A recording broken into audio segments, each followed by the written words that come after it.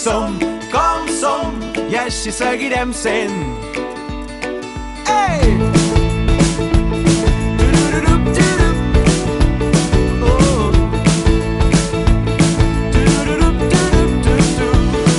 Ens equivocarem 1000 cops i perdrem totes les apostes. No trobarem mai respostes, però seguirem preguntant-nos tots els perquès. Esperarem sempre el bon temps, però quan vulguem començar a caminar, tan sols serà la pluja qui vulgui acomiadar-se.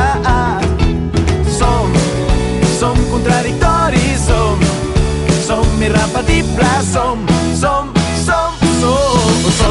com som i així seguirem sent, i així seguirem sent. Som com som i així seguirem sent. Coneixerem un altre projecte de comunicació fet per persones amb discapacitat intel·lectual. Dediquem l'entrevista a parlar de l'ús que fem de les tecnologies. I descobrirem què són capaços de fer aquests nois amb imaginació i impressores 3D.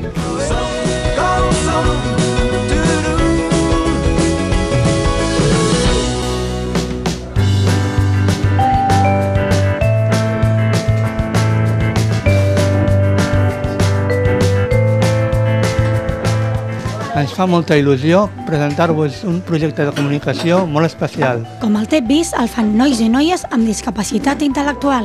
Es tracta d'Active 21. És el mitjà de comunicació de la Fundació Catalana Síndrome de Down. Paco, me hago una pregunta. Tú que eres jefe de deporte, que hagas tú ahora un poema, a mí me sorprende, porque esto era más típico de... A mí no, porque en la semana del Barça, cuando el Barça va mal... Después de lo que dice ayer... Com us organitzeu per decidir de quins temes parleu i a qui entrevisteu? Mira, nos reunimos todos y cada uno pues escribe su tema. Y las entrevistas, pues uno, pues decimos, vamos a entrevistar a un famoso. Y si es importante, porque hay muchos famosos en el mundo, se entrevista.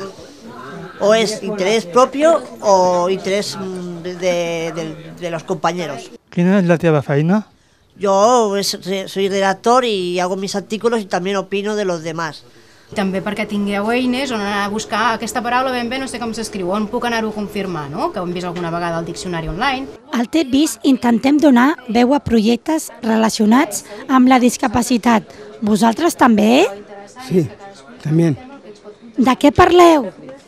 De todo un poco. Artículos diversos. Yo soy jefe de deporte, por ejemplo. También hago una poesía y de varios temas que vayan surgiendo. A banda de les entrevistes, també feu articles d'opinió. Per què? Pues si a gente de fuera les interesa, nuestro punto de vista, pues también lo decimos. Per què creus que és important aquest mitjà de comunicació, l'Active 21? És important precisament perquè això és el que fa que tinguem la nostra pròpia veu, perquè la societat pugui veure què és el que estem fent. Què creus que t'aporta a tu? Un enriquiment personal i d'aquesta manera aprendre a fer moltes coses periodísticament i també per fer-me conèixer en el món social. I què penses que aporta l'Active 21 a la societat? Jo espero que aporti moltes coses a la societat perquè la societat ens pugui reconèixer nosaltres com som. Com neix l'Active 21 i amb quin propòsit? Doncs mira, va ser l'any 2011 que la Fundació Catalana Síndrome de Down va decidir posar a l'abast de les persones una plataforma periodística on ells poguessin donar la seva veu. Això també venia donat pel fet que ja feia bastants anys que teníem alguns usuaris de la Fundació que ens portaven repetidament escrits, articles que ells havien escrit a casa seva i que buscaven la manera d'això promocionar-ho i donar-ho a conèixer cap a fora. Les dues idees juntes van fer que sortís Èxit 21. Quin impacte creieu que té en la gent que us llegeix o us veu? Jo crec, pel que estem veient, les persones que no són del nostre entorn es queden molt sorpreses del que està passant dintre de la redacció i a nivell de les entrevistes. Crec que és una sorpresa, a més, grata, positiva. Hola, soc Beatriz, soc redactora d'Èxit 21 i avui tinc el plaer d'entrevistar el Ramon Lamiel. Hola, Ramon. Hola, bona tarda, Bea. Com heu après a fer de periodistes? El Francesc Ponsa, que és un periodista molt maco, que ens està formant amb el titular, amb la notícia, amb l'entrevista en si. Què ha estat el més difícil de posar-se davant de la càmera? La primera entrevista que vaig tenir. Jo estava molt nerviosa. No sabia ni per on amagar-me, la veritat. Moltes gràcies. De res, gràcies a tu, Bea. Per la teva entrevista, que ha estat magnífica. Has fet molt bé. Aquest projecte porta l'èxit en el nom. I com nosaltres demostra que tots tenim veu i la volem expressar.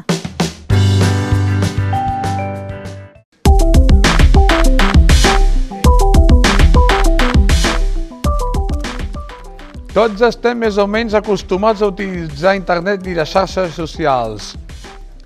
En fem ús per treballar, per comunicar-nos, per informar-nos o per entretenir-nos. També per accedir a activitats esportives, culturals i d'oci. Avui podem parlar de l'ús que fem de les tecnologies i ens ha semblat que hi havíem de recórrer per contactar amb un expert. Li hem demanat que ens en parli a l'Òscar Martínez. És psicopedagog i educador social. Hem quedat amb ell a la Facultat Pere Tarrés de la Universitat Ramon Llull, on fa de professor. Òscar Martínez, bon dia. Què tal? Bon dia, com esteu? Bé. Bé. Sí. D'entrada, les tecnologies ens ajuden o ens compliquen la vida? Doncs jo diria que si alguna tecnologia ens complica la vida, igual hem de pensar de deixar-la d'utilitzar. Però és veritat que a l'inici, a vegades, la tecnologia costa una mica de saber com funciona i hem de deixar un marge. Però si al final ens complica la vida, potser hem de deixar d'utilitzar-la. Jo diria que ens ajuden a comunicar-nos. Tothom pot enviar un WhatsApp, fins i tot amb símbol. Exacte. I vosaltres segurament ja el feu servir i això us serveix per comunicar-vos amb els vostres amics, amb familiars i és una bona eina de comunicació i fàcil de fer servir a més. Creus que el fet de poder estar localitzats dona més autonomia a les persones amb discapacitat intel·lectual? Doncs diria que aquí hi ha dues qüestions a tractar, és a dir, és veritat que si vosaltres en un moment donat podeu comunicar-vos amb la vostra família o amb uns amics, això et dona autonomia perquè potser si no tinguéssiu aquest mitjà de comunicació, potser algú us hagués dit, home, potser que no surtis tan tard o no vagis tan lluny. Llavors, això és un benefici en aquest sentit perquè podeu acabar movent-vos per la ciutat de manera més autònoma. Ara és veritat que vosaltres també teniu d'alguna manera dret a poder moure's allà on vulgueu i això no significa haver d'explicar sempre on esteu i amb qui esteu perquè cadascú tenim la nostra intimitat. També és fàcil trobar informació, música o vídeos. Potser el problema és com podem trobar el que busquem i si ens podem refiar del que trobem. Doncs això jo diria que és com en qualsevol entorn. Vosaltres coneixeu molta gent i d'una gent us en refieu més que d'unes altres. Doncs en la tecnologia arribar a trobar una informació determinada ve a ser una cosa similar, és a dir, si aneu a buscar informació, per exemple, com que coneixeu a la gent del diari d'Educació, doncs sabeu que quan aneu a buscar la informació en aquell diari us en refiareu molt. Doncs passa una mica com a les relacions amb les persones. Heu de saber si aquella font o aquella persona que escriu és fiable o no. I és exactament amb el mateix que ens movem a la vida, diguéssim, en 3 dimensions i no virtual. Oi que vosaltres no li expliqueu tota la vostra vida a tothom, sinó que teniu uns amics als quals li expliqueu algunes coses més íntimes vostres o les vostres preocupacions, però hi ha coses que les expliqueu a molta gent i d'altres que no li expliqueu a molta gent. Llavors, l'única cosa que heu de tenir cura és que tot allò que deixeu a la xarxa probablement es queda quasi per sempre, o heu de pensar com si fos per sempre, perquè a vegades pensem, bueno, després ho puc eliminar, però a vegades això no és tan fàcil, no? Torno a repetir una mica la mateixa idea, que com a la vida normal li heu d'enviar una fotografia allà a la persona amb la que confieu. Estem més exposats? Som més vulnerables?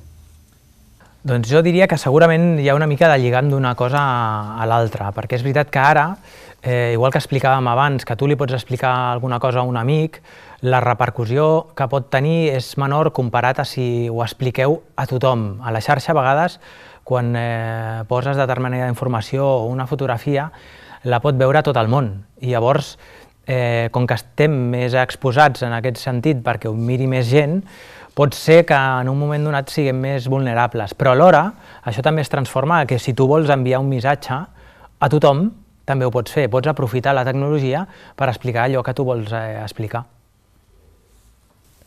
Com ens podem protegir d'abusos o d'enganys a través de les xarxes? Doncs jo diria que primer amb una mica de formació, és a dir, hem de saber utilitzar les xarxes socials com hem de saber fer funcionar altres eines que utilitzem durant el dia. Llavors, aquest és un mecanisme interessant. I després, tenint certa precaució, i a més fer servir també una mica el missatge que us donava abans, que igual que hi ha gent amb la que confieu, persones concretes, perquè ja les coneixeu de fa molt de temps, doncs amb el tema de les xarxes hem de fer el mateix. No creus que ens hauríem de formar millor per utilitzar aquestes eines de forma responsable? Com ho podem fer? Doncs jo crec que és interessant. Abans, el problema més important que hi havia era que la gent pogués o no pogués accedir a les xarxes o a internet. Ara, més o menys, tothom hi pot arribar, vosaltres més o menys podeu arribar a tenir un telèfon mòbil amb algunes aplicacions, però ara la diferència entre uns i altres és aquella gent que les sap utilitzar correctament o que exprimeix tot el potencial i les persones que només es queden amb un ús instrumental, molt senzill. Llavors, en aquest sentit, si us formeu, us podran ensenyar a accedir, però també a fer-les servir de manera més responsable i amb més potencialitats. Creus que en general aquest món és accessible per a tothom? Doncs jo diria que hem millorat molt al llarg del temps i que vivim en un país que és bastant accessible, la ciutat de Barcelona també és bastant accessible, però que en aquests moments hem d'exigir molt més perquè ara tenim uns drets, tenim unes lleis que fan que tots els serveis i qualsevol qüestió hagi de ser accessible. En aquest cas, per exemple, hem de potenciar molt la lectura fàcil, el disseny universal perquè tothom entengui els textos, per exemple, dels programes dels polítics. Si aconseguim que hi hagi gent que pugui votar i que abans no podia, hem de millorar l'accessibilitat a aquest vot explicant els programes electorals també amb lectura fàcil. I això no sempre es fa. Fa molt de temps que s'està reclamant això, però que costa una mica. El tema de la lectura, de l'accessibilitat intel·lectual és més complicada. Les tecnologies i els robots estan fent molta feina que abans fèiem les persones amb discapacitat intel·lectual. Què podem fer nosaltres? Doncs és una molt bona pregunta, però també diria que fa un temps, fa com 20 anys, hi ha un escriptor que va fer un llibre que deia El final del trabajo, i que semblava que les màquines acabarien amb totes les feines, i d'això ja fa 20 anys, i home, alguna cosa ha quedat. Per tant, és veritat que ara hi ha una por al tema de la tecnologia dels robots, els robots.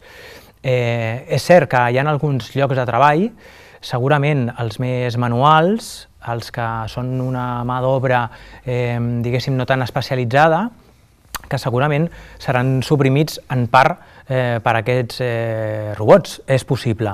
Però també és veritat que hi ha molta gent que haurà de dissenyar els robots i hauran de crear unes altres empreses per generar els robots, i això també generarà uns altres llocs de treball. I les empreses que donen treball a persones amb discapacitat intel·lectual, què podem fer en aquest món tan tecnològic? Doncs jo crec que posar-hi molta imaginació, i vosaltres sou un clar exemple d'això. Fa 10 anys ningú no pensaria que vosaltres podríeu fer un canal de televisió i esteu aquí fent una feina molt interessant, movent-vos amb molta tecnologia al voltant i sou capaços de fer-ho. Per tant, hem ajudat una mica. Aquesta dificultat que trobàvem ha estat una oportunitat perquè vosaltres pugueu fer coses molt més creatives i segurament per vosaltres més significatives, que us poden ser molt més interessants. I els governs ajuden prou?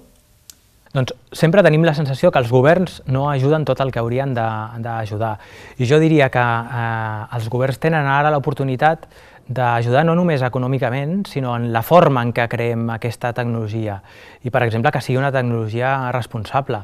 I això, si ho fa només l'empresa privada, probablement només l'objectiu serà guanyar diners, i llavors tindrem un problema. És per això que és molt important que els governs, tant els nacionals, els autonòmics o fins i tot els municipals, tinguin molt clar que la inversió en tecnologia també és molt interessant. Barcelona acull el Congrés Mundial de Mòbils. Això ens pot ajudar d'alguna manera? Doncs jo diria que ens pot ajudar d'alguna manera, però només si intentem donar-li una mica la volta a aquesta qüestió.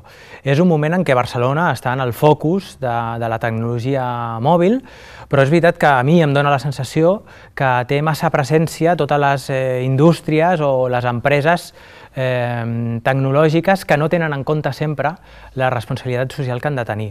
A Barcelona hi ha molts moviments que estan reclamant un ús de la tecnologia, inclús de la construcció dels aparells tecnològics com Fairphone, que és una empresa que fa telèfons mòbils responsables. Doncs això hauria de tenir molta més presència. Clar, aquestes no poden competir amb altres grans marques com Samsung, que tenen molts diners. Llavors jo crec que aquí una mica lligaríem amb la pregunta anterior, que els governs potser haurien de garantitzar que aquestes empreses i aquests moviments socials que estan sorgint també tinguessin un petit racó o gran racó dintre del Congrés Mundial. Això ho ha reclamat també la taula del tercer sector i fa molt de temps que ho està reclamant. Tenen un projecte, el M4Social, que és molt interessant però que necessita que tingui molta més rellevància. I les empreses de tecnologia investiguen en aplicacions que ajuden persones vulnerables? Doncs mira, a Catalunya hi ha al voltant de 13.000 empreses tecnològiques. I l'altre dia una consellera estimava més o menys que tenien un ingrés d'uns 14.000 milions d'euros. Això són molts diners com perquè al final tota aquesta inversió en tecnologia socialment responsable només acabi en un raconet molt petit del Congrés Mundial de Mòbils. Això hauria de fer-se d'alguna manera perquè les empreses del nostre país que potenciïn la tecnologia mòbil, però a més que tinguin el valor afegit de responsabilitat social, doncs que tinguessin molta més presència i moltes més ajudes.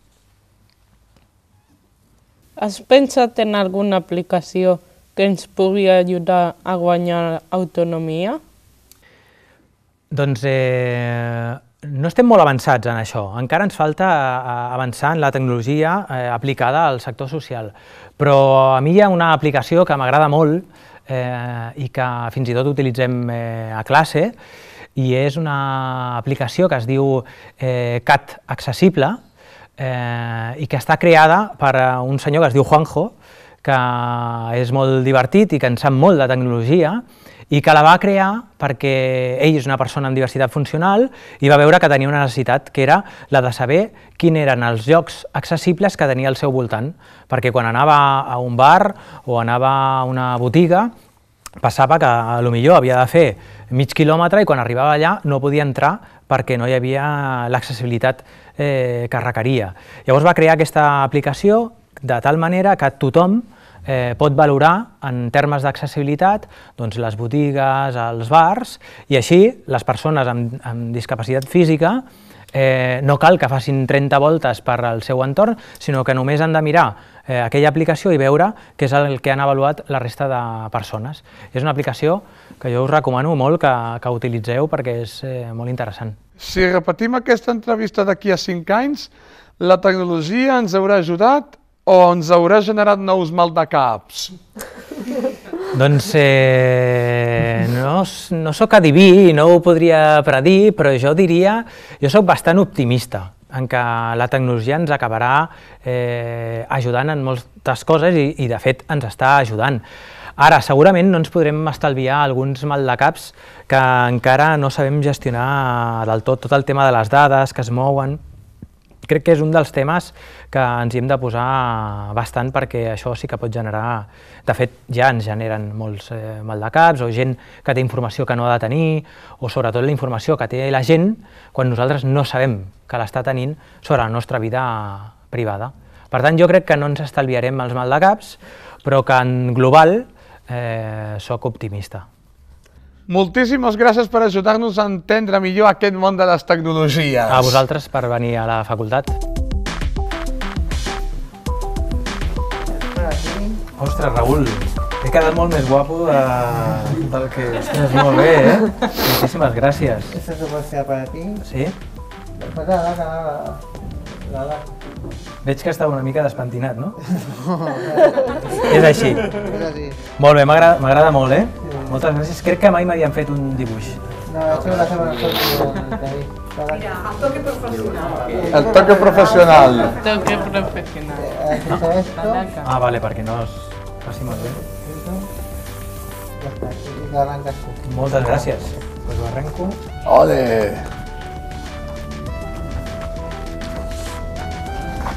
Amb compte. Ara sí. Moltes gràcies, Raül. Fa molta il·lusió, Gràcies. Ole! Molt bé, molt bé.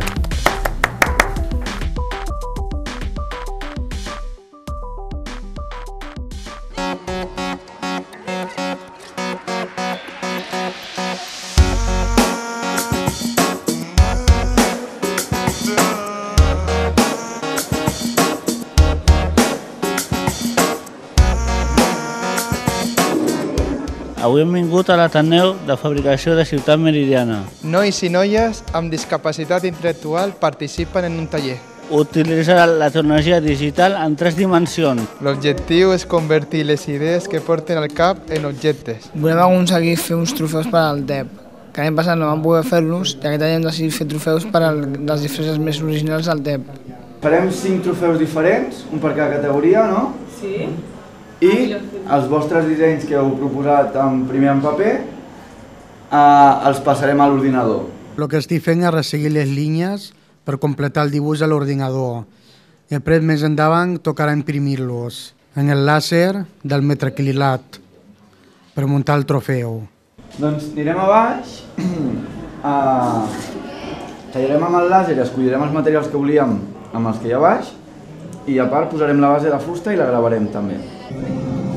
De quin color voleu fer el vostre? O de color verd com aquests, que és com el que hem fet abans, o de color vermell? De vermell? De vermell, sí. Ho fem de vermell. Ara el que farem és el que hem dibuixat amb l'ordinador, que ho hem passat als colors que la màquina entén, ho posarem a la màquina amb un cable, li enviarem a l'arxiu perquè el talli la màquina i nosaltres posarem el material amb el que volem tallar-ho i tallarà la peça. I un cop l'hagi tallat, la podem agafar i ja enganxar-la a la nostra base. ¡Voilà! ¡Aquí la tenemos! Què és el que més t'agrada d'aquest taller? El que m'agrada més és els trofeus que hem fet. Què creus que s'emportaran els nois? Doncs el fet de fer un projecte des de l'inici propi, des de dissenyar el projecte, pensar les idees, plasmar-ho a l'ordinador, imprimir-ho amb impressores 3D. L'objectiu és que aprengui tothom a utilitzar aquestes màquines, que es familiaritzi amb el món digital i la fabricació digital i que li perdin una mica la por a aquestes coses que semblen tant del futur. Molt bé, ara hem tallat els diferents trofeus amb el làser i també hem gravat els trossos de la base amb el logo del TEP. Llavors, ara el que hem de fer és enganxarem el trofeu a la base amb superglue, així que cadascú que surti a fer el seu trofeu i els anem enganxant. Ara, si us recordeu, el premi que anàvem a fer pel jurat tenia unes lletres que s'havien d'imprimir en 3D. Llavors, el que farem és les posarem a imprimir a la impressora 3D, que és una màquina diferent de la talladora làser, i després les enganxarem al premi. Ara què fareu amb això? Llegaremos al taller para entregarlo al ganador. Quin és l'objectiu de propostes com aquesta? L'Ateneu de Fabricació de Ciutat Meridiana té per objectiu facilitar l'accés a la tecnologia digital a tots els ciutadans i les ciutadanes. No importa si són petits, si són grans, i el tema és que la tecnologia digital és una eina que està a disposició de qualsevol persona que s'adreça a l'equipament. Han passat de la idea a l'objecte. Amb imaginació i la tecnologia 3D.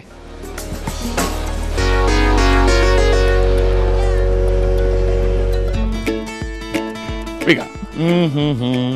El cirare florit, el cirare florit. Home, és un truant, això, el Paco. Gràcies. Pues miren, m'han d'andir.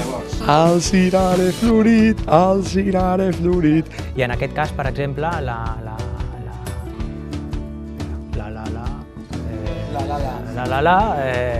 La Land era una pel·lícula. Sí, és la pel·lícula. És la pel·lícula. És el mitjà de comunicació de la síndrome de Down. Ui, perdó. Qui li toca? És el mitjà... Perdó, Qui li toca? Coneixerem un altre projecte fet... Ui. Nois i noies... Fa 10 anys ningú no hagués pensat que el millor programa de televisió, el millor canal de televisió que hi ha en el món, és el vostre. El cirare florit, el cirare florit, el cirare florit.